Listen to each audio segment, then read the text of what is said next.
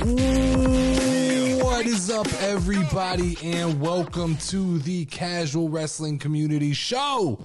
I am your host, the Notorious Nerdy D, and I am joined tonight by the co-host of this show, Level Up Lauren. What's up, y'all? Each and every week, we talk about the best and worst in pro wrestling, whether you are listening on podcast networks or watching on YouTube. Make sure to like and leave us a comment on this episode.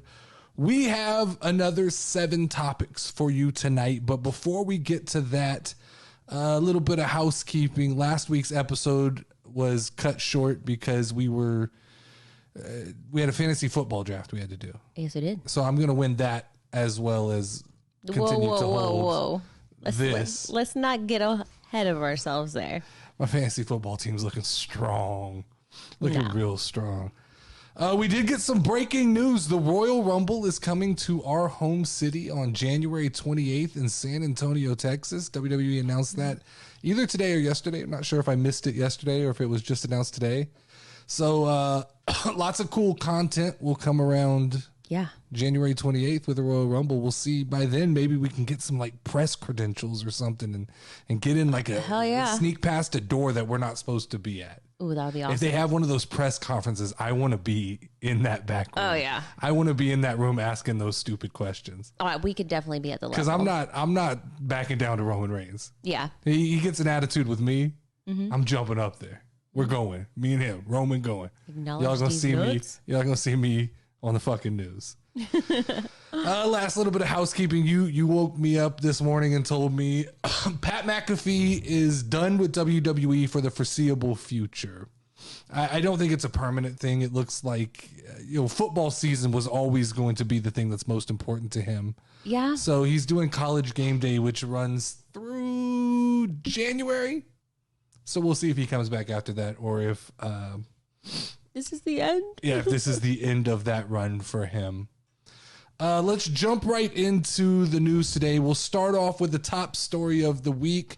This article comes straight from SEScoops.com. Andrew Raven writes, CM Punk didn't just make headlines for the latest victory inside of the squared circle at AEW All Out, but mostly for what he did at the post-show media scrum. Punk defeated Jon Moxley in the show's main event to become the new World Heavyweight Champion. At the media scrum, he dismissed speculation that he had anything to do with Colt Cabana not being used on AEW programming and noted that he couldn't care less about his former friend.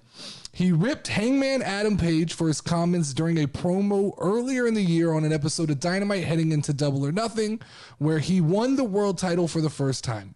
More importantly, he stated that the AEW EVPs, Kenny Omega and the Young Bucks, couldn't run a Target store.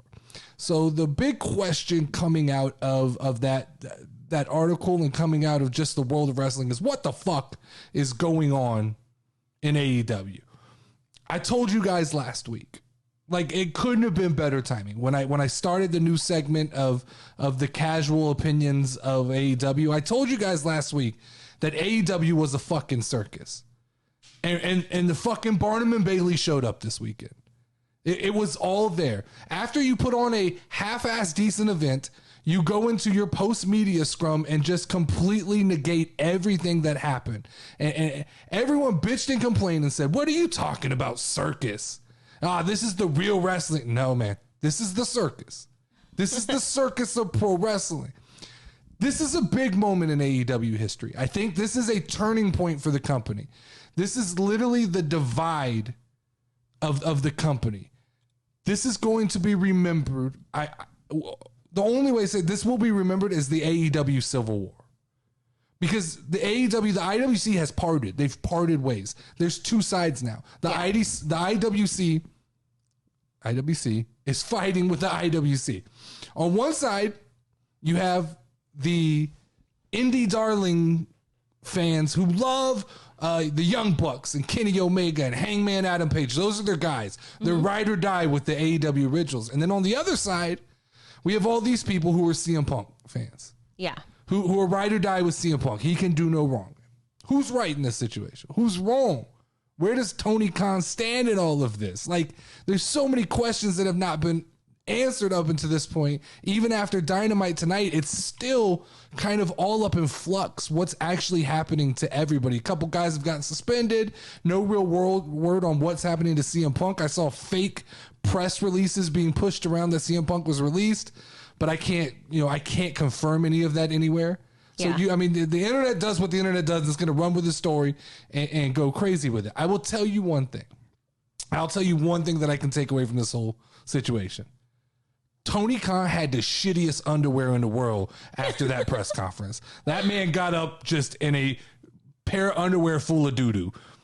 Like, the entire time CM Punk was talking, he was clenching his butthole, and it got to a certain point where he just couldn't clench anymore. Let's start off with what CM Punk really said, because we got to break this down, and we got to assess this in only the way that we can, right? So let's start off. Let's take all the fluff out of what was said. Take all the excitement away from it, and let's just get to the nitty gritty. What did CM Punk really say that's got everybody feeling some kind of way? Yeah. If you remove all the overreaction, right? Punk really only had a few issues. And I don't know what transpired pre this media conference thing. Yeah. To make him feel this way, but something happened, and these feelings have been festering. I assume there's been words between Punk, Young Bucks, Kenny Omega, all parties involved. I assume this has been festering. This isn't new. But Punk seems to feel like, if I break down Punk seems to feel like that the Young Bucks and Kenny Omega have basically tried to sabotage his AEW run. Yeah. That they've tried to fuck up his babyface run, and that Adam Page essentially went into business for himself in a promo and said things that were a little underhanded to CM Punk. CM Punk's argument here is everything you're seeing is just retaliation. Mm-hmm. I'm just coming back for the underhanded, sneaky shit that these other guys are doing. They're not out in the open, where I think CM Punk tends to throw everything just caution to the wind and speak to public. Let's start with what CM Punk said to Adam Page. Called him like an empty-headed fuck. That's a great, like, I can appreciate a good fucking phrase like empty-headed fuck. Yeah. I like it. Because I'm not an Adam Page fan. I don't know, like, I don't see the relationship that the IWC has with Hangman Adam Page. I can't make the connection. I don't understand it, because to me, Adam Page is one of the most boring wrestlers I've ever seen in my life. So I went back and I've watched, like, I dug down a rabbit hole last night. Okay. I watched the media scrum again. I watched all the promos that were kind of leading up to the situation. And I went back and I watched the Adam Page promo where he stepped up to CM Punk and he thought he was big shit. He thought he was going to pop off at the mouth and say some things and make underhanded real life comments to CM Punk. I see where CM Punk is saying went into business for himself. He said things that didn't need to be said in relationship to, like, Colt Cabana, which I don't think CM Punk has anything. I don't think CM Punk gives a fuck about Colt Cabana. At this point, what does he care about him? Exactly. I think that if Colt Cabana was a grown-ass man, he should be able to get over enough that the things CM Punk says don't affect him. Uh-huh. Like, let's stop lying to us. Colt Cabana is not that big of a fucking deal. He's not a good wrestler. He's okay. We've seen him locally, and he was funny, but he wasn't any better than the local wrestlers. Didn't come off any better, and also kind of came off as like an out-of-shape, goofy guy to me, which is all fine, but like, let's not act like CM Punk had to go this long stretch to get, Colt Cabana fired. Colt Cabana got fired because Colt Cabana's not moving the fucking needle for Tony Khan, right? So I went back and I watched that promo. And I saw Adam Page go into business for himself. And then Adam Page went on to say, it's not what you do in the ring. It's what you do when the lights are off, which I don't agree with that statement at all. Basically alluding to the fact that when CM Punk goes to the back, if he's not kissing everybody's ass and not everybody's best friend, then he's doing something wrong. There's a certain amount of professionalism. You don't have to like everybody you work with. True. And if you go to the back and you're not best friends and you're not in the clique, which is seemingly what's happened, you can see, right? Yeah. There's an AEW clique. There's the Mean Girls in the back, the Young Bucks. Yeah. And apparently Adam Page may be at least Regina associated George. with this group. Kenny Omega, right?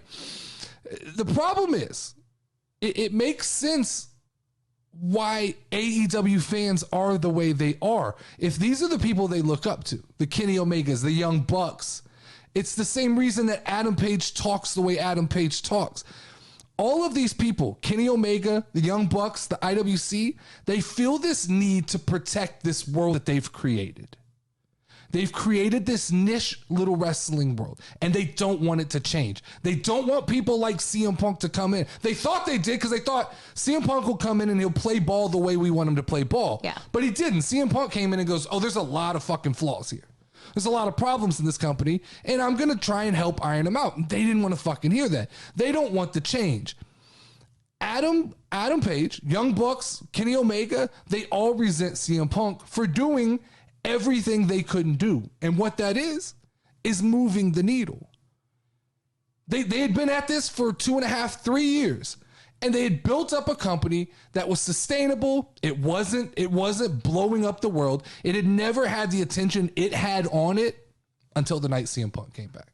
The night CM Punk came back, it altered the direction of AEW forever. There were eyes now on the product that were casual. There were eyes on the product of people who hadn't watched wrestling because CM Punk left. He brought in a whole new audience. It's the same thing with the Young Bucks, right? You hear CM Punk say it when he talked about it.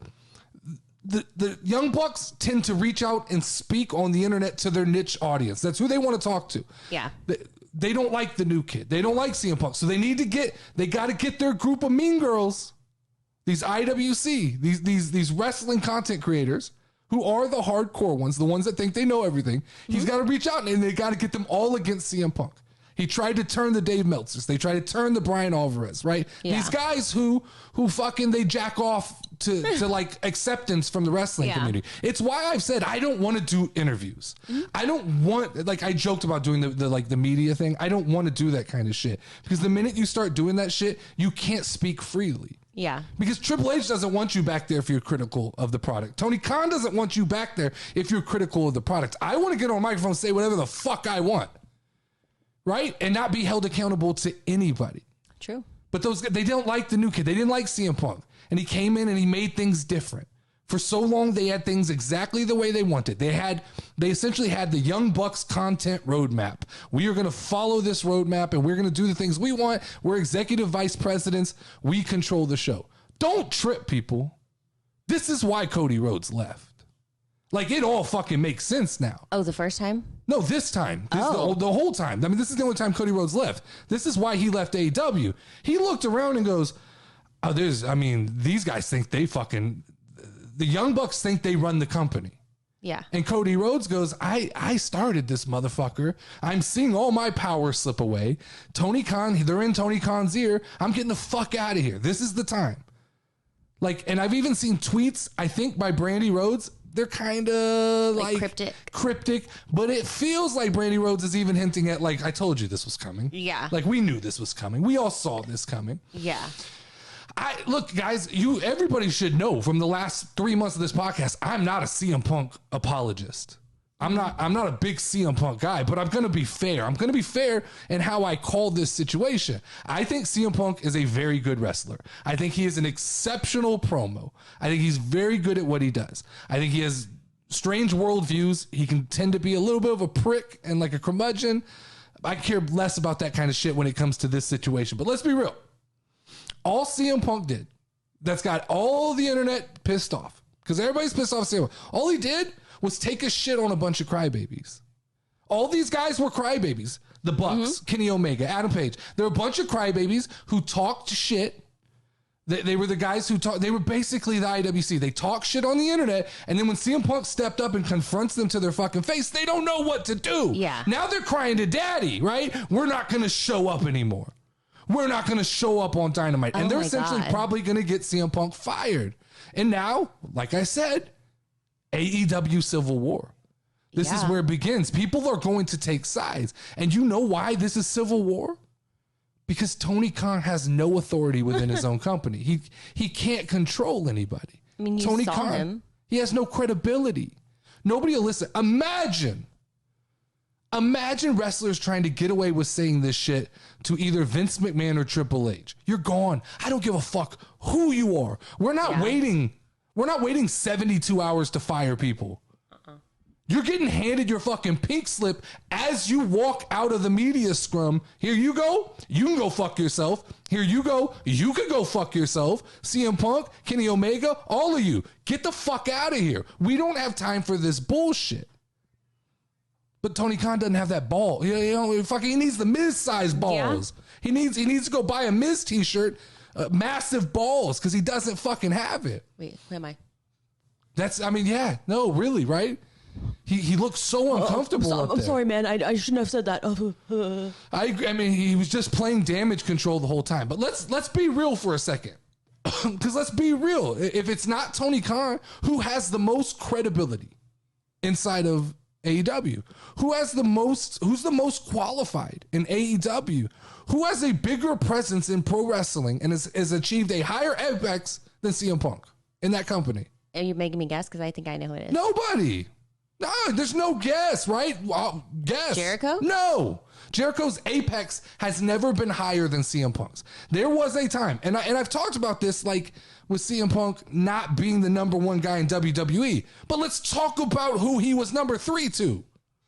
John Cena, who is probably, in all fairness, I joke and say like Jericho's the GOAT, but Cena's the GOAT.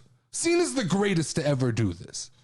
He has hit a spectrum of fans that no one's ever hit. Then the other guy is The Rock, and The Rock is probably the greatest to ever do entertainment. We're talking about entertainment. He's better than Tom Cruise, better than Tom Hanks. Like, The Rock is the biggest superstar celebrity, I think, of all time. Yeah. Maybe Elvis, Michael Jackson are the only other ones that are on that level of The Rock. The Rock can literally do anything and people care.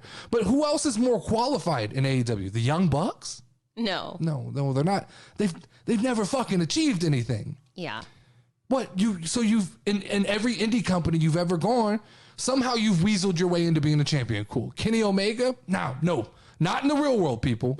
Like, he could be your IWC darling. He could be the guy that you can always go, never got the opportunity, but he hasn't had a higher apex than CM Punk. It's just not real, right? Adam Page? No. I mean, he hasn't done shit. He was champion and nobody gave a fuck. He was boring. Absolutely nobody gave a fuck. Like, nobody cares. And then what, Tony Khan? No. Tony Khan has no wrestling credibility. Tony Khan is exactly what I've said forever.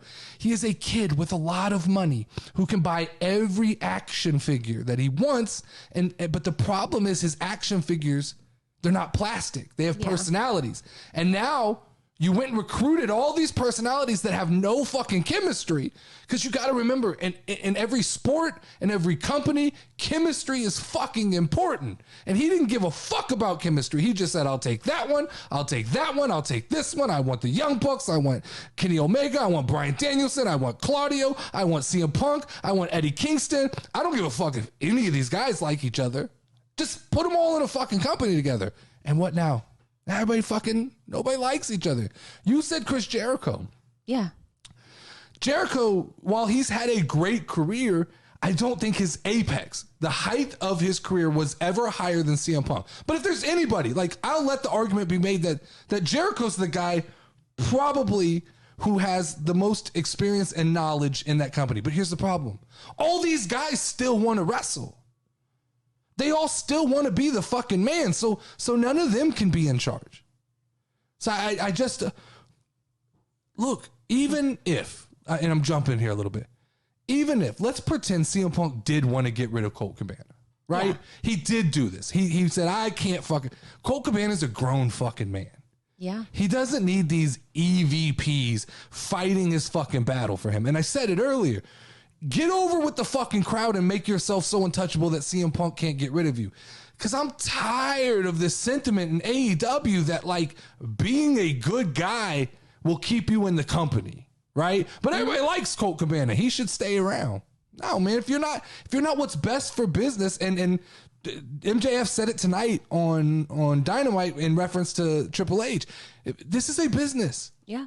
And these guys have to do what's best for business. But back to Tony Khan.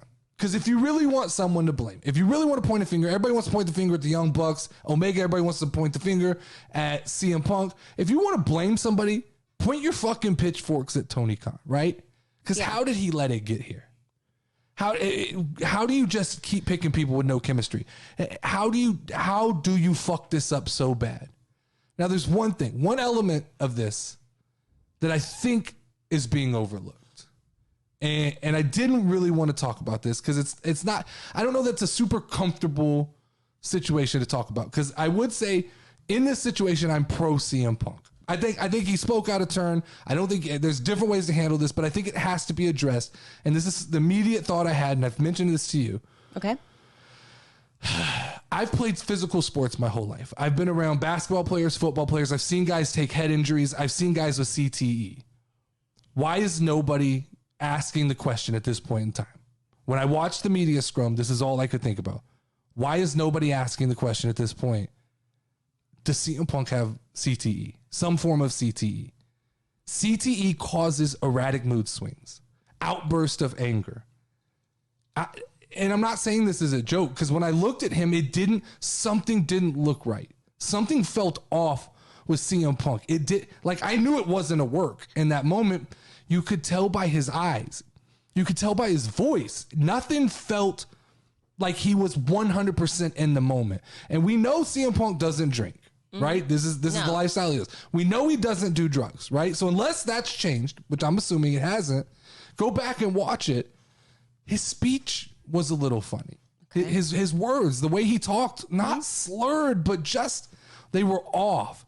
The way he would leave a topic, get asked a different question, then circle back around, he was fixated on getting his point, getting his points across, right? And his eyes, when he was eating the cupcake, and though I want to laugh, I don't think it's funny. These are from Amy's Bakery on 57th Street. And that was probably a joke, right? But I don't. It's just a real possibility. Like, it's something that I haven't heard anybody address, but we have to talk about this. Like, CM Punk started wrestling in high school in his backyard. He started in backyard. Have you seen what those guys do? Like, there is zero regard. I saw your one TikTok friend, the one who does that crazy stuff. So. Yeah, there's zero regard. No, but he does real fighting. Like, that's legit fighting. He's a real fighter. That's even different, right? They at least have rules and shit. Backyard wrestling is, for lack of better, it's like trailer park fucking fighting. They're jumping off of fucking houses. Is it choreographed, or they just make it up as they go? As much choreographed as like 17-year-olds can do in their backyard. They're falling on their head. They're getting hit. They don't know how to do a proper chair shot, right? They're just hitting each other in the head with fucking chairs and fucking barbed wire and all that. So like, that's where he started. That's where CM Punk started. There's no concern for safety, right? And then in 1999, he starts training for real after doing this, right? Then if you go back and go research CM Punk in Ring of Honor, he used to have crazy ass, like, hardcore marathon matches. Just slugfest with, like, Raven and different people, Samoa Joe. Where dude took shots to the head, no doubt, like, more shots to the head, right? Yeah. Then you got to jump forward to his last, like, WWE run with Ryback. And like, forget all the Ryback shit. I know there's tons of bad blood between him and CM Punk, but I went back and watched some of the bumps. They're nasty, right? His head hits through a table onto concrete. It's just shot after shot after shot after shot, all to the head. These crazy ass bumps. That's enough for CTE. Let's go one step further. He leaves WWE. And a person who's taken this kind of trauma his whole life, he leaves WWE and he goes, I'm going to go fight for real. Yeah. I'm going to go to UFC. And he goes up to Milwaukee, don't remember the company's name, famous MMA studio, but he trains there. He's sparring every day for 3 months, 6 months, a year? Just taking shots, more shots. After you've had that much damage, you don't want to take more damage, right? So then we go look at his 2 actual fights where he gets the fucking dog shit beat out of him. Yeah. Those shots do damage. A guy, it was in the moment, I was one of them being like, oh, let him do it. It's going to be fine. But when you look back how irresponsible it was to let a guy who had no real formal training get into the octagon with a bunch of fucking killers. It was scary. Yeah. I thought he was going to die. And those guys beat the life out of him. And look at him after that. And you're telling me that just like on the far out chance, there's not a chance that this dude could be suffering from some CTE? Like I'm not saying like he's completely fucked up where he can't function, but he could be triggered. He definitely. Can you wrestle with that? But CTE is not diagnosable. Oh. You can't know until you die. So really? If there's damage inside your head that they can't figure it out until you're dead. So I'm saying this all could be up in his head. We don't know about it. This could cause him to certain people like. I like to pride myself. People can talk shit about me and I don't overreact. Yeah. Like I can play a character and get mad and talk shit back. But for the most part, I could give two fucks about what people say about me. It's the way I'm wired, right? But I don't know if after a ton of brain trauma, if something doesn't, that brain barrier doesn't disappear and you don't start to snap at smaller increments, right? Something just like somebody saying something can be enough to set you off because you've had head trauma. And then I went and looked at the All Out match with Moxley, and Moxley works stiff. Stiff is hard, like a lot of real punches, a lot of real clotheslines. But that's the way I think CM Punk likes it, right? Physical, good match. But he took a couple shots to the head there. I mean, how do you know? How do you know he didn't go back to that press conference concussed? How do you know he's not in that press conference? CM Punk's not the kind of guy who seems like he's just running to the doctor every time he gets hit in the head. Yeah. You know, I think he's kind of ingrained to just take a little bit of the pain. It's crazy, man. I have friends who played like college football who have definitely taken hits to the head, and you see cognitive differences later in their life. They retain information differently. I could be way off base with this, but I haven't heard anybody say it, and I think it needs to be said. And it's not meant. I say a lot of things that are disrespectful. I know that. It's just what I say. I like to speak the truth. This is not meant to be disrespectful to CM Punk by any means. But maybe there's just something there that triggers for him to pop off faster. Or maybe Kenny Omega, Adam Page, and the Young Bucks are just fucking bitches who popped off at the mouth and CM Punk finally had enough. Like, that's also a possibility. We'll never know. Like, we won't know until you know, we're able to diagnose CTE while someone's alive. Either way, man, this is civil war. I didn't want to spend this much time on this topic, but like, this is real. This is really happening to a company that I feel like this company is necessary for WWE. I don't want it to implode. Like, I tend to be critical of it, but without this company, you need competition. I agree.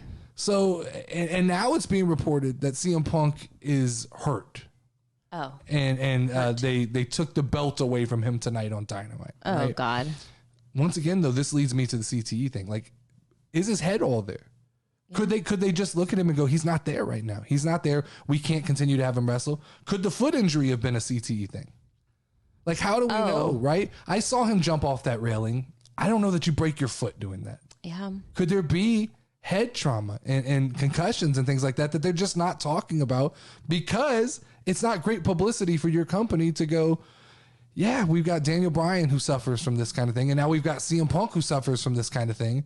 Lots of, you know, it just feels like when you're trying to work a new TV deal, this isn't the message you want sending out, man. Yeah. People don't understand.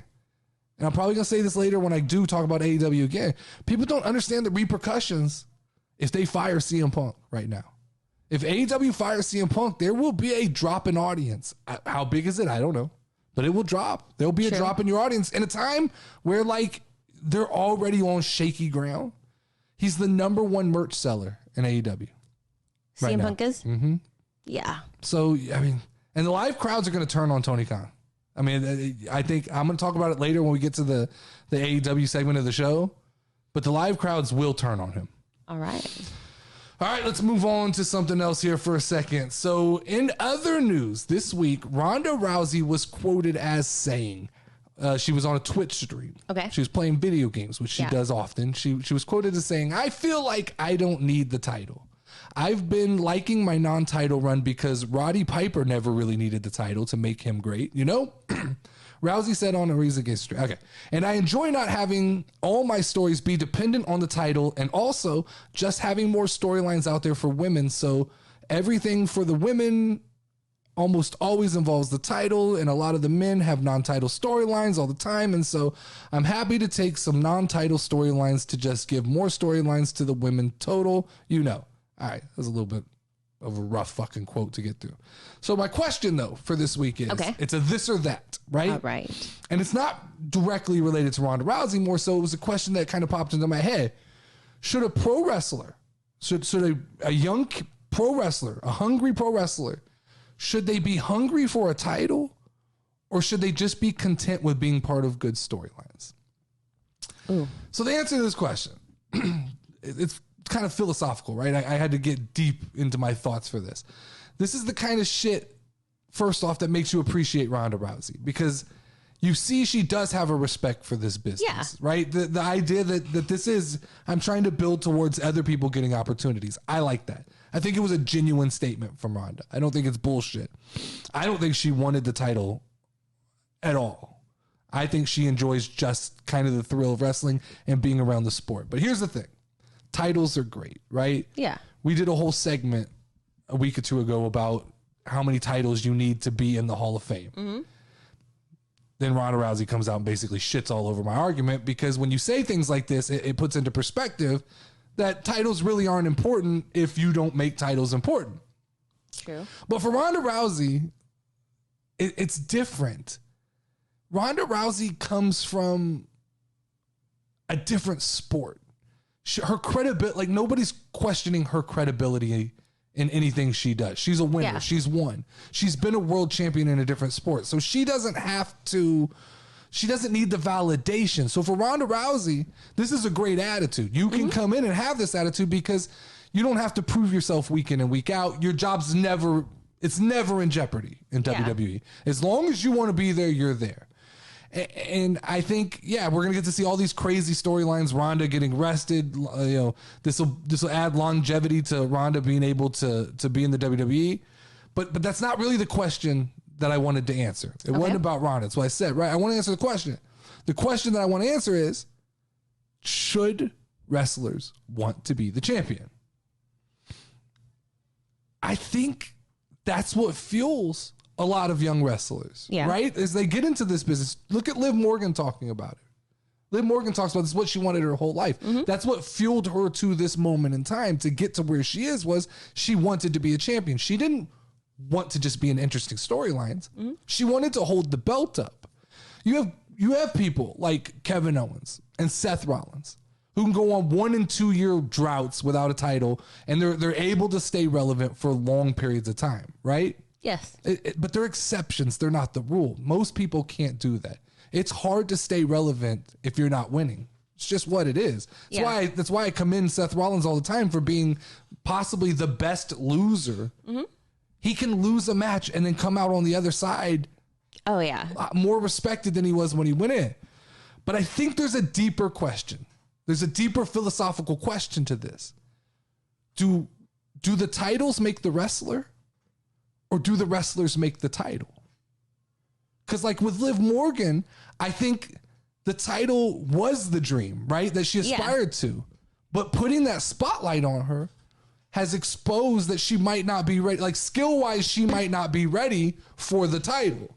So while, it's great to aspire and want it, when you get it, does it make you, or do you make the title? And I would Roman Reigns be the guy? I'm not going to say the GOAT, but would he be the guy if he didn't hold the belt? Like if we go back and we erase 735 days of wrestling history from Roman Reigns, is he the same person?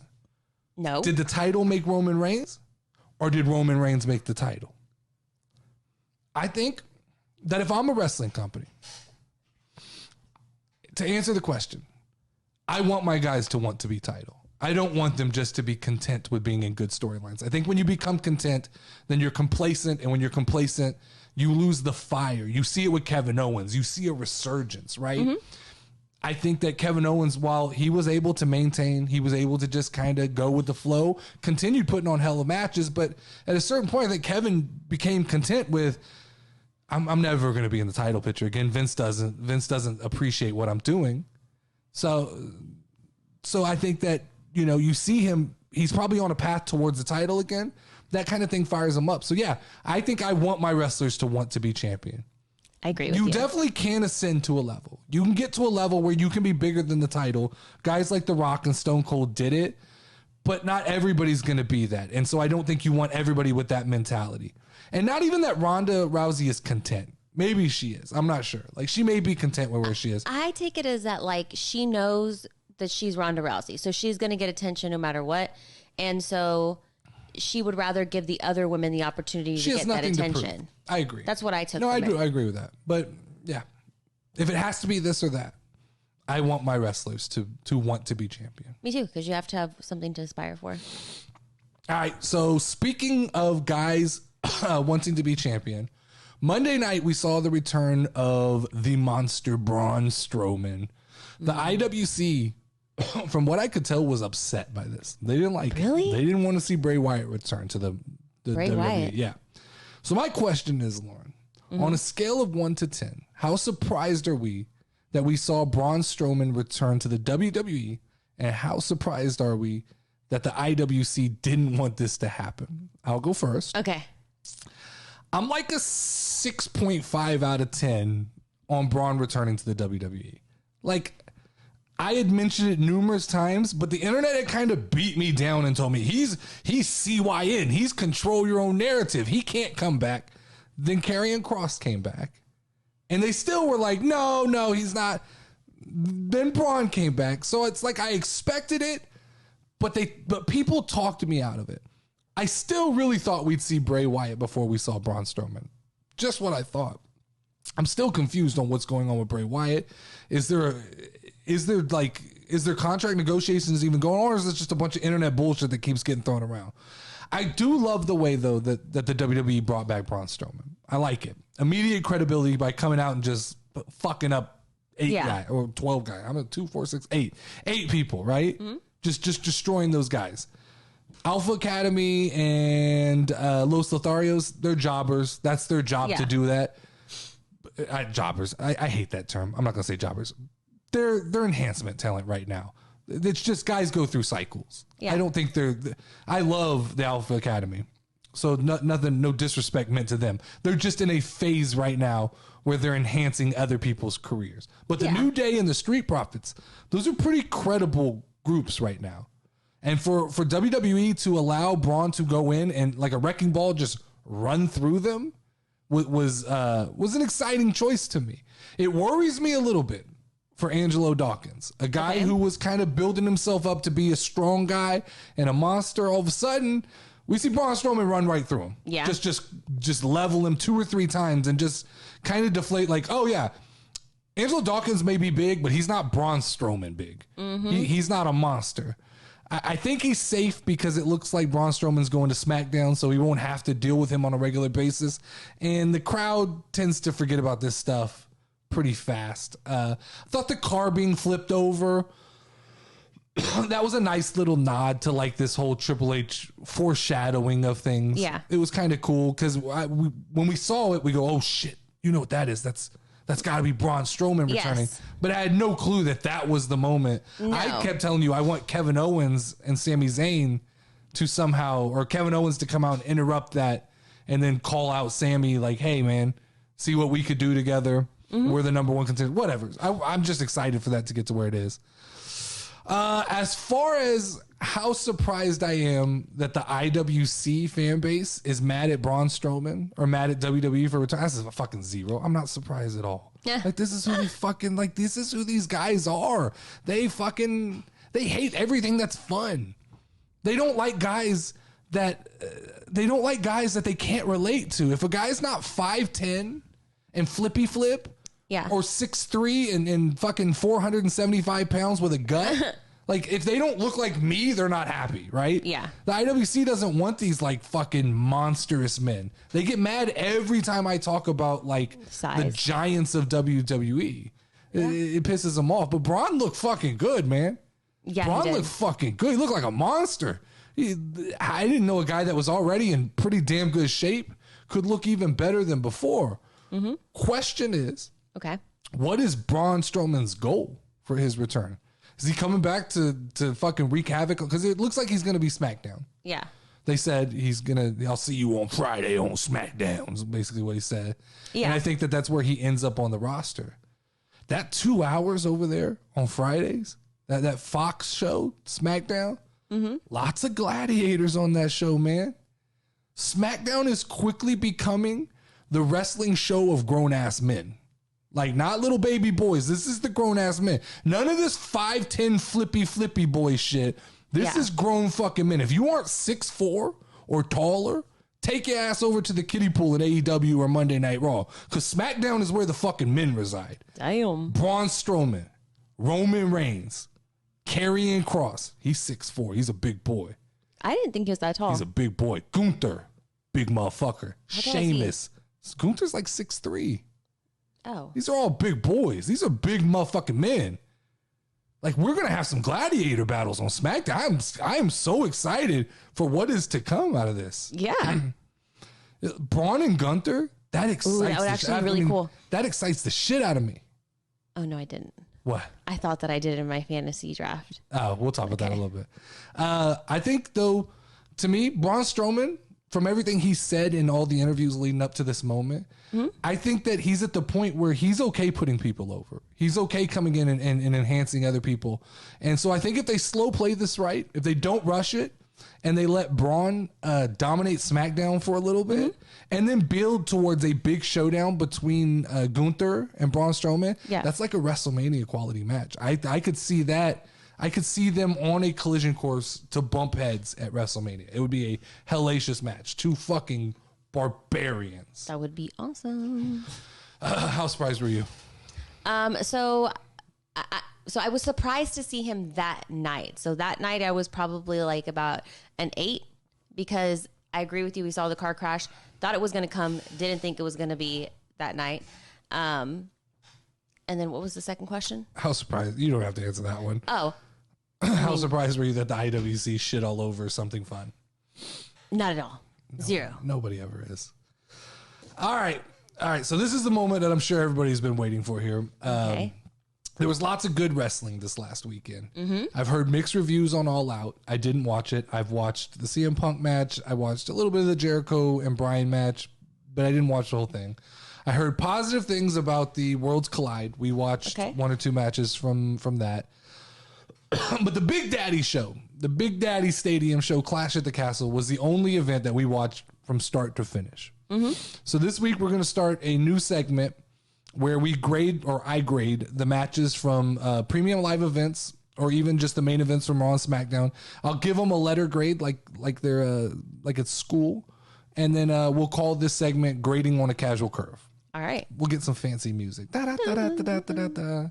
Or school bell maybe, right? Ba-ding. But there were 6 matches at Clash at the Castle. Overall, as a premium live event, I think the show was a B+. And I'm going to explain how I got there because I averaged all my grades together and I came up with a B+. Fancy. Okay. So match number 1 was Asuka, Alexa, and Bianca versus Damage Control. That's their new name, Damage Control. Bayley, Io Sky, and Dakota Kai. Okay. I mean, this was the perfect match to start off a night that was going to be full of energy and crazy, right? This was where this match needed to be. Bayley, fucking the crowd loves Bayley, especially overseas. She fought the entire time to turn them on herself to no end, but I thought it just made it even more fun. I agree. Bayley gets the pin over Bianca, which starts a feud. Bianca hasn't been pinned like that in a while. It's been a while since someone straight up got just a clean pin on Bianca Belair. So I thought that was interesting. Like I said, perfect match to start the night out. If I'm grading this match, I give it a 90. Bayley gets reactions, right? Yeah. I mean, and the energy, she got the crowd going. Bianca Belair, you can argue what you want, but there's not many better pure baby faces in pro wrestling right now. I mean, she's good. And I get she's not perfect on a microphone, but she she has a natural talent and just like her ability. smile, right? Yeah. And just she's infectious. She I don't think Bianca Belair could be a heel. I just don't think she could do it. She's too. No, because she'd smile and you'd be like, "Oh, it's kind of that John Cena curse, right?" Yeah. But even worse, I think she is the epitome of what a babyface is. And this match did a good job of kind of setting Bayley and Bianca on their path, which I kind of laid out last week how I think that's going to go. So a 90, an A. Start off the show with an A. All right, that's what a casual good start, curve, man. right? Match number 2, Gunther and Sheamus. My key thoughts from this match: Imperium is fucking back. Okay. The whole squad is back. Love it. Like, love everything. Like, Triple H doing fan service here. I'm excited for it. Yeah. If you don't know, doesn't matter. Yeah. You just see a new guy in Imperium. If you do know, you're like, oh, fuck, that's awesome. I had no expectations for this match coming into Clash at the Castle. This was one that I was like, cool. It's 2 big guys. It'll be a good match. Oh, boy, was I fucking surprised. This is my match of the year. I'm talking about from January to fucking September. This is the best wrestling match, the one I have enjoyed the most all year. I loved every minute of this match. I asked a question a couple months ago when Gunther got moved up. I said, guys, tell me what makes Gunther special. I don't get it. I don't see it. He's kind of slow. Yeah. I see it. He's methodical. He tells a story in the ring without telling a story. Those fucking chops. Yeah. Those slaps and the physicality, him and Sheamus, man, they went to war. And this was the match that Sheamus needed. This was the match, I think it sends Sheamus over the top as legitimized. Sheamus has done almost everything you could do in pro wrestling, but I don't know if he's ever, as far as I know, he may have, had just this was 5-star. I don't give a fuck how you grade things. I don't care what Dave Meltzer fucking says. And it may not have enough flips for Dave. Yeah. To be a 5-star. This was a 5. I was fucking locked in. I could watch this match over and over again. I grade this match a 98 only because I'm not going to give 100. I'm just not going to give 100. Like I can't. The first time I start grading things, I can't give out 100. So it's a 98, A+. So we start the show with an A and an A+. And then we go to Shayna and Liv Morgan. Oh my God. And all the energy stopped for me. Everything stopped. And I know this is the part of the show where the internet turns on me. This is where everybody's going to be mad. I have to say something every episode that everybody goes, what are you talking about? But this is it, right? This was a horrible match. I agree with you. Horrible. And like I've seen people try to justify, Liv looked better. I don't think she did. This felt like the most non-believable match I've ever watched in wrestling. It looked to me like Shayna Baszler was having to hold back. When Liv would put her in the Karafuda clutch or whatever it's called, or arm bars, and Shayna would have to work out of them. Yeah. It looked like when I'm fighting with our 7-year-old daughter. I what agree. It felt She like. moves Like so it was slow. like, let me remove this arm. And then the finish. The finish was terrible of the fucking what is Liv's finishing move where the person's hung in the ropes and she just kind of slams them forward. Like the whole package, Liv Morgan needs a repackage. They need to fix the things and give her believability. She is not believable. There is no person who believes that Shayna Baszler, that Liv Morgan can beat up Shayna Baszler. True. Ronda Rousey, Charlotte Flair. It's not believable. It's not. So you either have to do something. You either have to turn Liv Morgan heel, let her go to the dark side so she can cheat her way to these victories. But I'm not buying it. Maybe the rest of the wrestling world is. I'm not buying. Like, not only WWE, not only do you want me to believe that Liv Morgan can beat Shayna Baszler. That's not it, right? Okay. You want me to believe that Liv Morgan can beat up Shayna Baszler when you're selling Liv Morgan as having an injured arm. Yeah. And she's still able. What does that say about Shayna Baszler? Like your belief in her. And I get it. Like I get the psychology. Triple H knows people will forget about this. But like if you're literally breaking this down in the way I'm breaking it down, that was a momentum stopper. It fucking killed the momentum. That's a 60. It's an F.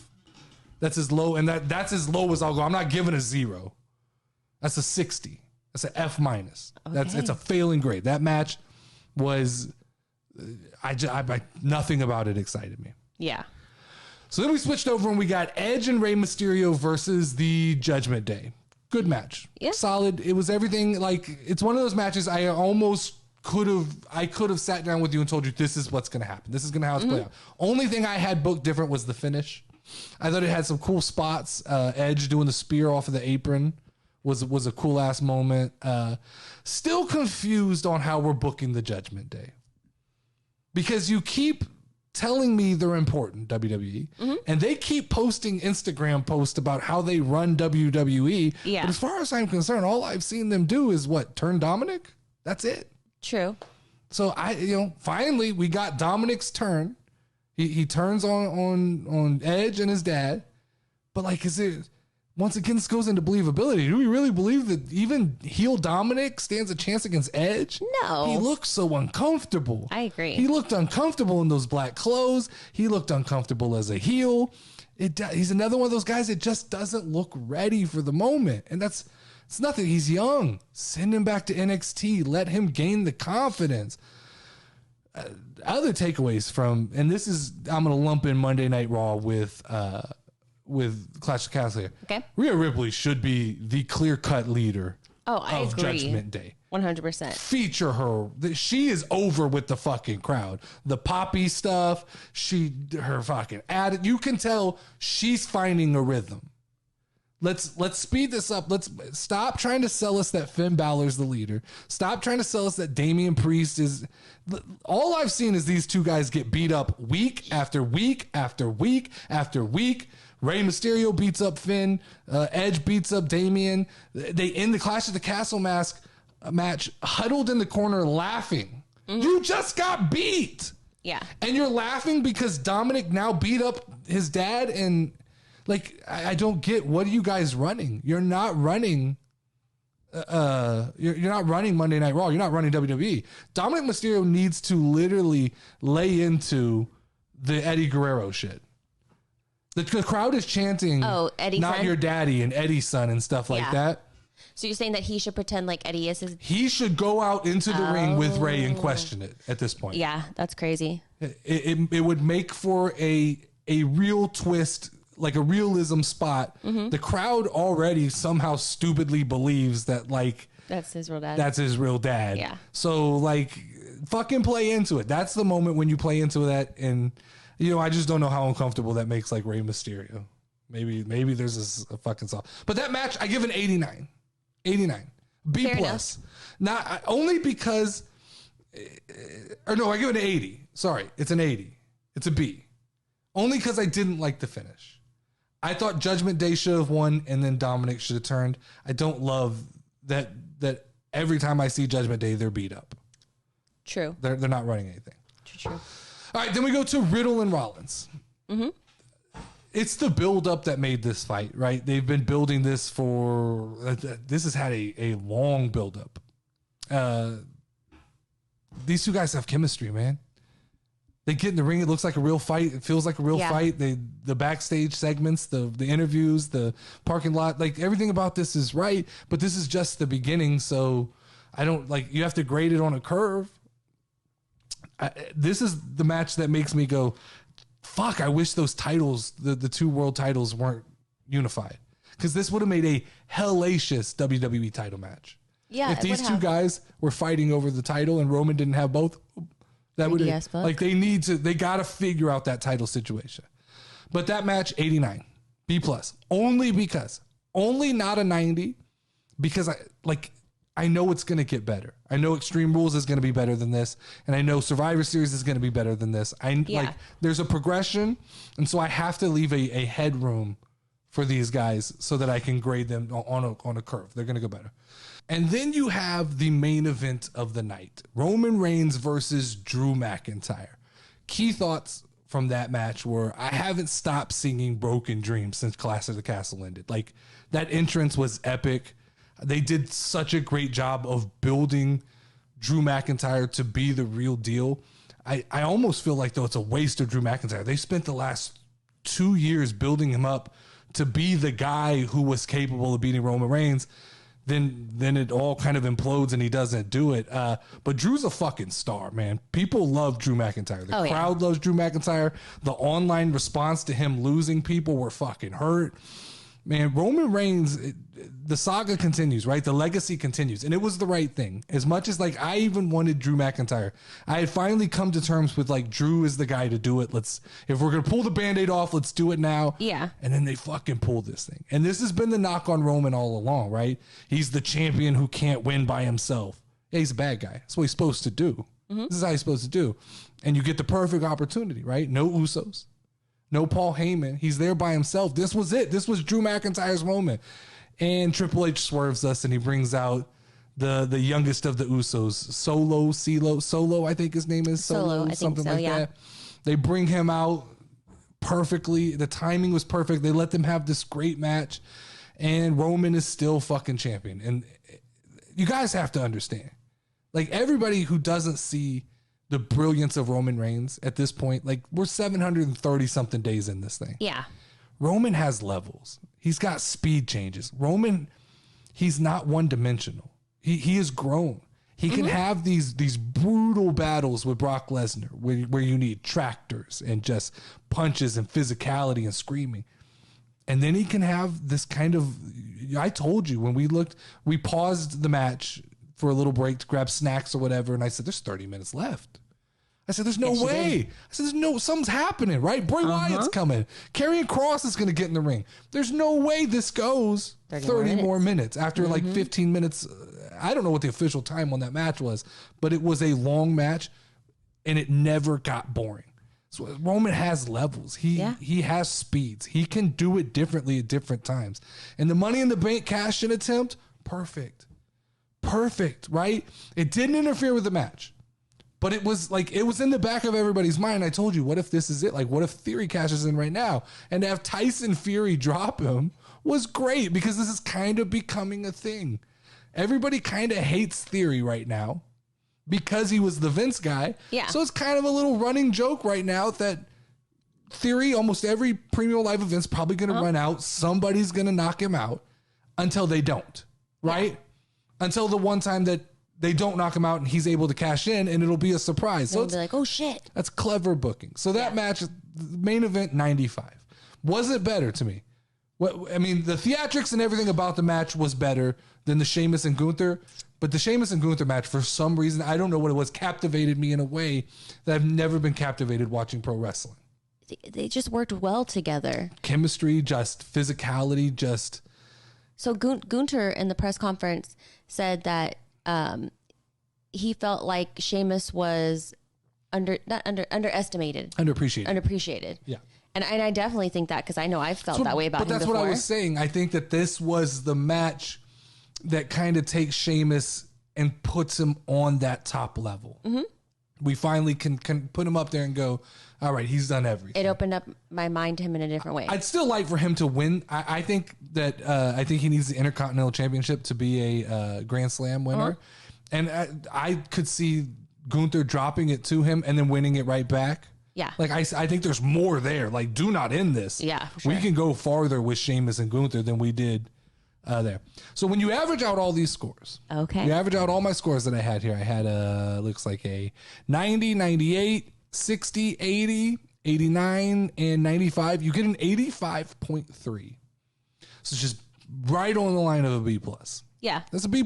And I think that's fairly accurate. Do I think that from start to finish, was that the best pay-per-view of the year, a premium live event? No. Not better than Mania. Not better than some of the other ones we've had. But it was like a B+, solid. The Liv Morgan match. And I'm sorry if it feels like I harp on Liv Morgan. But the Liv Morgan match, it just like, it screams to me, you can't tell me that in that slot, a premium live event that was very good from start to finish besides that match to me, would you rather have had Shayna Baszler and Ronda Rousey? Fuck yeah. I mean, that's what we'd rather have. Yeah. Charlotte versus Shayna Baszler? Yeah. To me, it just feels like there was better matches to have on that card. But I still keep asking myself. I ask myself this because every time I talk about Liv Morgan, I do feel like I get it. Like, you guys think that I hone in on people and then I pick on them. Dominic, I do it with Riddle a little bit sometimes. I do it with Liv Morgan. Y'all feel like I pick on them, but I ask myself these questions, and I have to be truthful to what I really think. And I still keep asking myself, how long is Triple H going to make us as fans play make believe that Liv Morgan can cleanly beat people like Shayna Baszler? Because we have to. You talk about suspended belief. You have to suspend your belief to believe that she can beat up credible wrestlers and credible fighters. What happens when Charlotte comes back? Because that's inevitable, right? We're closer to her being back than we are to her taking her vacation. Are we supposed to just keep pretending that Liv Morgan is as good as the GOAT, the greatest of all time? I haven't looked on the store, but does she have a championship t-shirt? Who? Liv Morgan. What do you mean a championship t-shirt? So like anything to signify that she's a champion. So we saw Aaliyah and Raquel came out with a shirt. But it's not a championship shirt, is it? Well, no, it's just like a shirt to say that like they got some new merch because they became like the champions, right? I think you're reading into that. Okay. I don't think people I feel like get you have to have a shirts t-shirt and then like you know how long you're going to be there. No, I don't think Okay. so. I think that merch just gets updated. I don't think, I mean, besides like John Cena, I don't think that people get shirts because they're champion, or I don't think in any way that shirts signify like longevity of a champion. Liv's had quite a few new shirts. So by that, I think that if you're going off that logic, yeah, Liv probably moves merchandise pretty well. Yeah. I think there's a lot of Liv Morgan fans. Yeah. It's just, it kind of goes to what Ronda Rousey said, right? Why does Liv Morgan have to be in the title picture? Why is there not other stories where we can get Liv caught up to where she needs to be? Because I'm sorry, man, you can't put the GOAT. You're not going to put Charlotte Flair, the GOAT, in the ring with a baby lamb. No. Like, that's a slaughter. It's going to be a slaughter. If you thought, if I thought that Liv Morgan and Shayna Baszler looked funny, Liv Morgan and Charlotte Flair for a world title, you're just sending her into a slaughter. Yeah. All right, so there's a lot of times that I say crazy things, and I'm not able to go back and like confirm where I was correct or wrong. I make a lot of crazy predictions. I know this. It's part of like what I do. Yeah. I like to say wild shit that I do believe will happen, and sometimes it happens and sometimes it doesn't. But I want to start a segment of the show where I just get to kind of spout off a couple things that are like wild ass predictions, but they're organized in a place where we could go back and find them where they're at when one of them actually hits or doesn't hit. So these are basically just some wild predictions I have. And I have three predictions. Some of them, one of them's not real wild. Let's just start. We'll just jump. Okay. Go. So first thing that I want to go on record to say, I think Triple H smells blood in the water. And I said this before, but I'm going to double down on it. I think he's going to attempt to put a dagger in AEW at Extreme Rules. I think a pay-per-view or a premium live event that's typically kind of not must see. I think we're going to get like coming off of SummerSlam to Clash at the Castle. I think he is going to put all force into Extreme Rules. We're going to get an amazing Extreme Rules. I think it's an opportunity for him to appeal to that IWC with matches that are a little more hardcore, a little more that the IWC tends to like. And I think this is his chance with like the way they're wavering in AEW. I think he goes for the throat. So I think my prediction here is just expect Extreme Rules to be a big deal. Don't expect this to kind of get passed over, even with no Roman Reigns. And even like maybe there's Roman Reigns, right? I don't know what it is, but expect for Triple H to try to stick a dagger in AEW and really solidify that wedge coming out of All Out and Clash at the Castle. I expect that he's gonna try and stick a dagger in. Number two, I expect a flood of talent to try to leave AEW in the next couple of weeks. And I'm not talking about the ones we know. I'm talking about ones we don't know. I'm thinking names that we don't expect. There's going to be a big defector. We got Malachi Black. Malachi Black was released today. Oh, like for sure? On conditional terms. Apparently, what conditions? 6 months. Okay. Non-compete, which fuck you guys. You want to talk about the WWE and their policy of like non-compete? 30 days, right? It's like 30 days, 60 at the most. If Tony Khan really slapped a 6 month non-compete on him, now none of this is confirmed. So does that mean that like he can't wrestle, so he can't really make money for 6 months? technically. But now he asked for his release under the idea that he was having like mental stress problems. Oh, okay. So if you ask for that kind of release, you probably need to take a break. Yeah. But that's so. But I think we're gonna see, like, expect a name that's unexpected, a big name. I'm like someone like Bryan Danielson.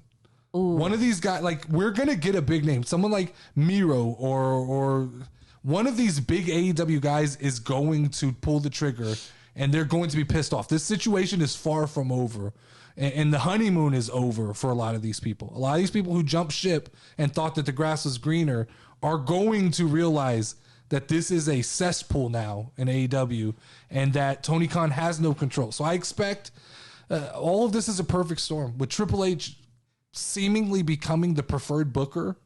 Like, it seems like he's the guy everybody's high on, fans included. I think Tony Khan's kind of imploding. I expect you'll see a big name. I'm going to go Bryan Danielson. I'm going to guess that at some point Bryan Danielson goes, I can't do this bullshit no more. Yeah. I can't. I'm ready to go. Okay.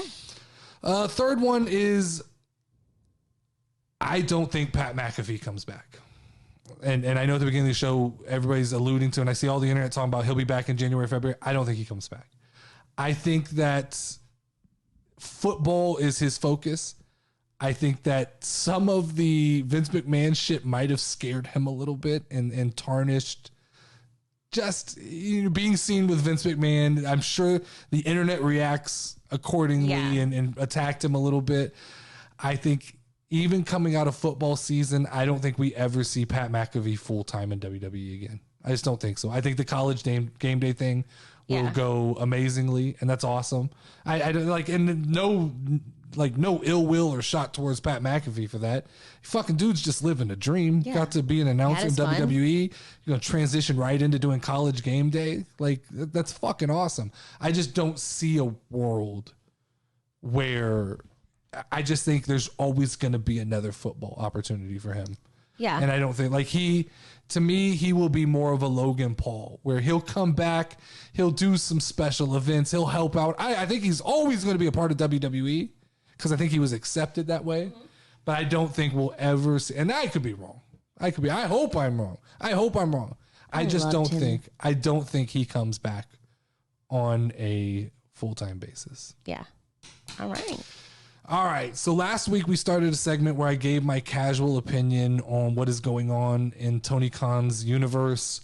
Last week I commented that AEW looked like a circus, only to be proven right at All Out. This week, I'm going to try and be nicer, but I don't know how much nicer I can be. I've already talked about this a little bit, but I'm going to talk just a little bit more about what happened in AEW. So I already gave my 2 cents about the media scrum and the shit that occurred post AEW All Out. So let's kind of push that to the side, and let's just talk a little bit about like what happened tonight currently in AEW. Thank God MJF is back. Like, it makes AEW watchable for me. He's the guy that I turn it on for. And the problem is, when you put him first, I turn it back off. Yeah. Like, that's who I'm tuning in for. It looks like moving forward, no Young Bucks, no Kenny Omega, no CM Punk. We're clearing the roster. We're moving out. It's kind of a reset moment in AEW. Yeah. It feels like a little bit of a reset for Tony Khan. Here's my problem.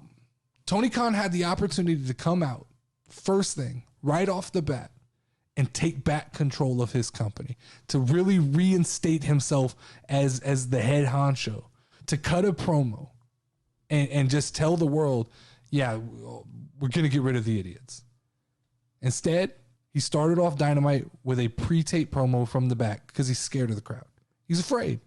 You got to take your lumps, man. You got to go out. The crowd's going to turn on Tony Khan. You got to go out there and eat that shit. You have to eat the shit. He didn't eat the shit. Yeah. He cut a little bitch promo from the back like a scared little bitch. I didn't see it. What it was about? Just that there's suspensions and I don't even know if he mentioned suspensions, but the titles are, we're going to have a tournament for this title and we're going to defend this title tonight, because they had 2 champions. The world champion had to be stripped, and the trios champion had to be stripped, because that was the elite. Look. So you have 2 sets of belts that are just sitting there.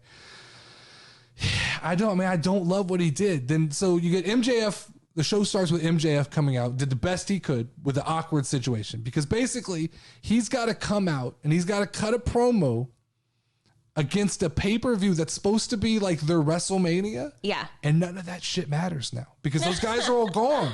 Yeah. Right? CM Punk's apparently gone. So now he's got to cut a promo against no champion after he just won essentially AEW's version of Money in the Bank. Yeah.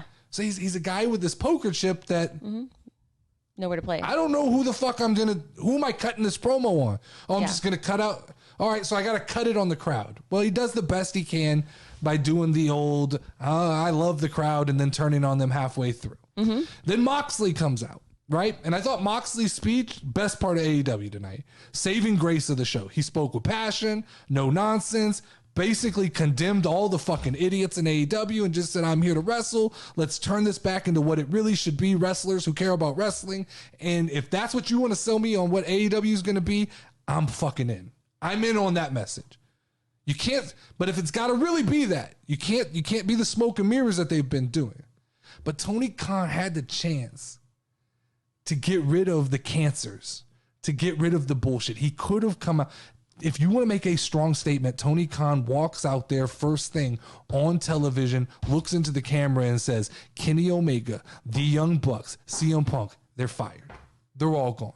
We're not going to accept this kind of bullshit. I'm not going to have executive vice presidents who fucking run their mouth and start trouble. And I can't have a guy who comes into a media scrum and just fucking lets loose. Even if he's justified or not justified, there's better ways to handle this. And he cut a backstage promo. He didn't come out and handle it. Kenny Omega, the Young Bucks, CM Punk, they're extreme sides they're polars, right? They're the poles. You have the red and the blue. It's like politics. They now have separated the ocean. He should have just got rid of them. Just get rid of all of them. Yeah. Fuck all these people. Yeah, man, we're going to take a step back. I get it. But we're going to build this thing right. We're going to cut the cancer out, and we're just going to grow back stronger. We did it. And Moxley even said it. We did it once. We can do it again. Yeah. We can build this thing up again. And you had everybody's attention. I tuned in. I don't watch AEW on a regular basis. I tuned in to see, how are they going to handle this? How do you handle this opportunity? Because even bad publicity is okay, right? If everybody's watching to see what you do, this is your chance. Fucking show the world. And Tony Khan does the most Tony Khan thing you can do. And he closes the show, main event, with a Ring of Honor pure championship match. It's not even the world champion of Ring of Honor. This is a mid-tier. It's Daniel Garcia and Wheeler Yuta. You know those names? Are those? Do you know those names? No. No, because only AEW people know those names. Yeah. So he put on a show for his niche crowd. It's what he did. You have all eyes on your product, and what do? You fucking double down and go, I'm going to solidify my little base of wrestling fans. And you come out and you announce this tournament with Sammy Guevara, Darby Allin, Bryan Danielson, Adam Page, Moxley, Jericho, all these guys, right? Fucking have the whole tournament in one night. You have everybody watching. You have the entire wrestling world paying attention. Say, come out, fire those guys. Gone. And you know what you do? You go, we're not leaving tonight without a world champion. Just not going to do it. So I don't give a fuck if we're here for 3 hours, 4 hours. We're going to have a tournament. And it starts right now with Daniel Bryan, Bryan Danielson versus Adam Page. And it's going to end with whoever this is. And you have that entire tournament, and you have... It all plays out in one night. It's King of the Ring. You do it, and that's your opportunity. All of your big dogs. You put all of your big dogs on the television and go, I've still got fucking horses in this race. I've still got Moxley. I've still got Bryan Danielson. I've still got Sammy, Darby, Moxley. I've got these guys. I don't need Punk. I don't need Omega. I don't need the Bucks. I can still do this and put them all on. Make this event overshadow the fucked up situation that's happening from Sunday. That's how you book that. I want to leave Dynamite, if I'm Tony Khan, with every person in wrestling going, that was fucking amazing. Yeah. That was like, holy shit. I know you can't do that every night, but that was phenomenal. And Tony Khan should have gone to the back and said, we can figure out whatever the fuck we're going to do next week and all the way up through the Grand Slam event. When we wake up tomorrow, we can figure out all the problems I created tonight by having this tournament. Yeah. But tonight, for one night only, we're going to set the world on fire because everybody's watching. And he doesn't do it. He gives us Wheeler Yuta and Daniel Garcia. He plays to his fan base. You're trying to get a new TV deal. You're trying to raise your ratings. You're trying to come out of a fucking swampy mess that you've created because you have no leadership. We still don't know if CM Punk has a job or not. We do know that Omega and the Bucks are suspended, but what does that mean? Did they lose their executive vice president titles? I don't even know what the fuck that means, right? I talked about this earlier, and I told you I was going to circle back, and here I am circling back. AEW, Tony Khan, IWC, you got to understand, releasing CM Punk, because that's where we're ultimately headed, I believe. I believe that the Young Bucks and Kenny Omega, they're going to bully Tony Khan into releasing CM Punk. And I believe that the picture being painted as CM Punk is the bad guy, even though I don't necessarily agree with it. I think they're all fucking idiots. I think they all may be bad guys and all be stupid, but I think that's where we're headed. But releasing CM Punk will have consequences. There will be a consequence, and time will tell how impactful that consequence actually is. What does the ticket sales look like?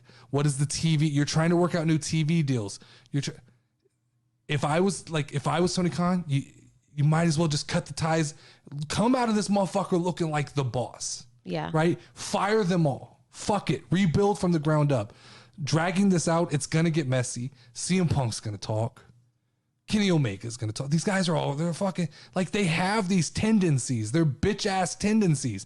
They're all going to point fingers and talk and leak stories, and then the longer it goes, the muddier it gets with people making shit up. But CM Punk was the top merchandise mover. That's not Kenny Omega.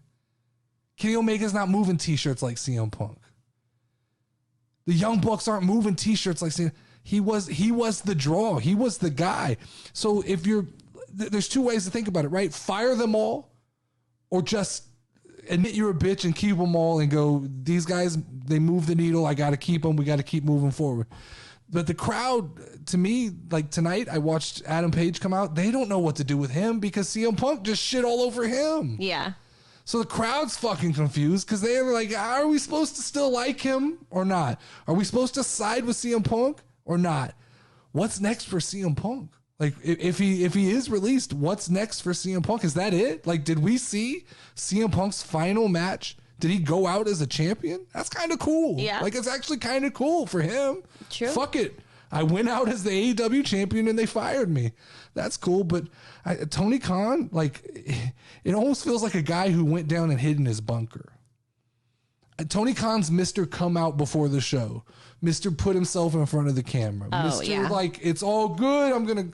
He should have come out and addressed the crowd and made a statement. Yeah, I see what you're saying. Yeah. Okay.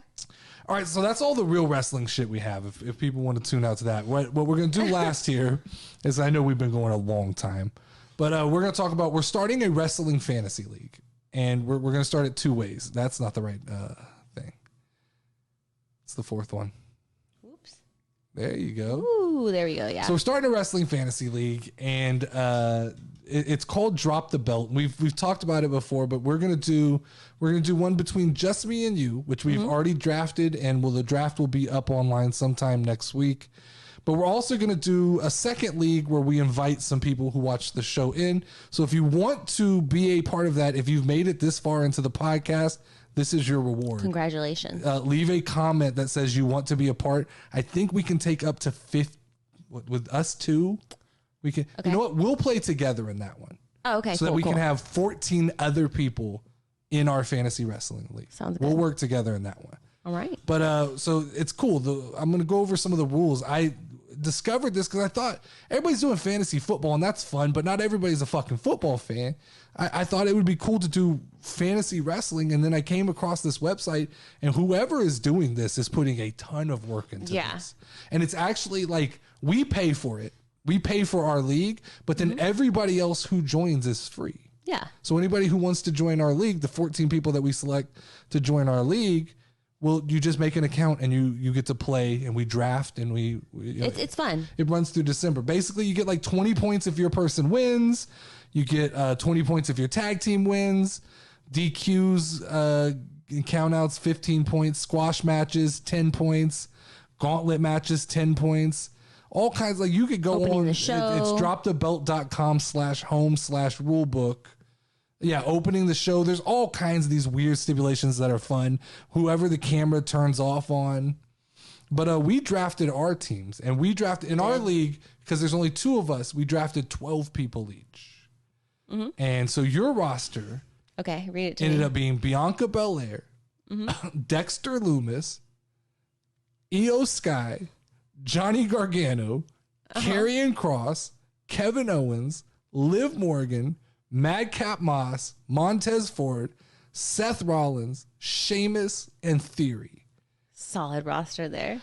I just feel like it's missing like some to it. So now, we got to speak, because belts matter in this league. Winning title matches has a distinct advantage. And one thing I see when I see your roster is a lack of gold around people's waists. I have Liv Morgan. You do. And you have Bianca Belair. Yeah. So maybe I'm wrong. Bam. Maybe I'm wrong. But then you look at my roster, and I have Aaliyah, tag team champion. Bayley, head of damage control. Bobby Lashley, United States champion. Dakota Kai. I almost picture. Future tag team champion, I'm going to guess. Drew McIntyre. Gunther, Intercontinental champion. Jey Uso, tag team champion. Jimmy Uso, tag team champion. Raquel Rodriguez, tag team champion. Roman Reigns, world champion. I get the Ronda point. Rousey. I picked new people because I figured that Triple H was going to push them. Yeah. I see your logic. So, and I don't know that I'm right or wrong. Now, I only named off 11 names because I originally drafted Dominic Mysterio. Yeah. And then every moral fiber in my body said, you can't have little baby Dom. Dominic Mysterio on your team. It's just like, you are not the Dominic Mysterio guy. So I made my first acquisition, my first free agency move. Acquisition. I dropped Dominic Mysterio from my team. You're hearing this for the first time. Yeah, that's kind of fucked up. So, but hey, the trade window was open. Okay, the well, I didn't know that we were was open. trading already. I picked up Braun Strowman. Oh, fuck you, bitch. I got Braun Strowman for Little Dominic baby Dom? Mysterio. Yeah. I hate Dominic Mysterio. So that is his face. Good thing. We have to come up with, and we'll have time. People in the comments can give some suggestions. The loser, there's got to be a punishment. Oh, yeah. Because it's going to happen, it looks like, I think it ends in December. The Okay. season runs through, it's actually the day before Christmas. Oh, that's exciting. So we'll have some kind of So the Christmas punishment happens Yeah, then. it'll be some Okay. kind of Christmas punishment That's that we have cool. to do, and we have to film, and we'll show for everybody. I don't care what it is. You can eat shrimp. No, that'll kill me. That'll literally kill me. Like, that's not funny. I'll die. But this Friday starts the first official night where we will get scores. Yes. And so we'll be able to talk about that next week. And yeah, we will start a second league. So if you've made it this far, I think this show's been like an hour and 40 minutes. If you made it this far. In order to get into, they need to just comment on what, our TikTok or YouTube, what? Yeah, I'm going to be honest. I'm going to be real honest here. It's going to be people that I recognize are participants in the show, right? That genuinely constant. I'm not like, I'm going to reward loyalty here. I'm not going to pretend like 1120 new not going to user. pretend. Maybe we'll save like 2 spots for New people. yeah, in some kind of random drawing. But like, if I recognize the fucking HyperX's and Andrews and Corey's, if those people won a spot, the first priority. But that's you know, that list is not long. Yeah. There's still going to be other spots. If you made it this far, you get rewarded. We're way into this motherfucker at this point. Yeah. Camera's cut off like 7 times, so I don't know at this point what we're at. But yeah, cool. Like, and that's going to be a reoccurring segment where we talk about it. And maybe as we go, like, we'll have those people on the show to discuss their teams as we get going. If this turns into a thing, like, it seems like it could be cool. fun. Yes, sir. Do you have anything else for tonight? Watch our GM mode. Oh, yeah. Yeah. It's exciting. It's not getting a ton of. It's exciting. It's Whoever not wants getting to a ton watch of. It's fun, and I've come to the Exactly. point like where I don't give a shit. You get to a point when you do this YouTube, and we've gone so long. I'm just gonna keep fucking talking. Yeah. I don't care. you get to a point when you're doing, like when you first start making content, you're so worried about the views. And then it gets to a point where you go, I don't give a fuck who watches anymore. I just want to have fun. It's about being fun. Like you get these comments of people who are like, you're never going to make a living doing this. I'm like, it's never been our goal. Wasn't the plan. Like, you're mistaken. We have jobs. We do shit outside. We own a business outside of this. This is all for fun. And so I've gotten to the point where, like, when we do the GM mode, it's just fun. It's meant to be fun. It is. I enjoy it. You enjoy it. I enjoy it. I freak out every time. And it's just more content for the people who actually want to see more content. Yeah. Anything else? Good one. This has been another episode of the CWC Wrestling Podcast. Make sure to tune in every week on either YouTube or Spotify. And please leave a comment on the episode. Every comment helps, even if you want to be an asshole like some people do. Also, make sure to follow us on TikTok. If you don't, just search for Notorious Nerdy D. As always, I am the Notorious Nerdy D. That is Level Up Lauren, and you can ring the final bell. Ding, ding, ding, ding, ding, ding. Step in the ring, if you ready, let's go. Hey, casual wrestling community show. You already know, talking WWE. Keep it rolling and hosted by Notorious Nerdy D. Don't be sure that you gon' find. Tune in cause it's online. Hit 'em with a figure 4 leg lock, power driver or clothesline. We bringing that heat like the show, but you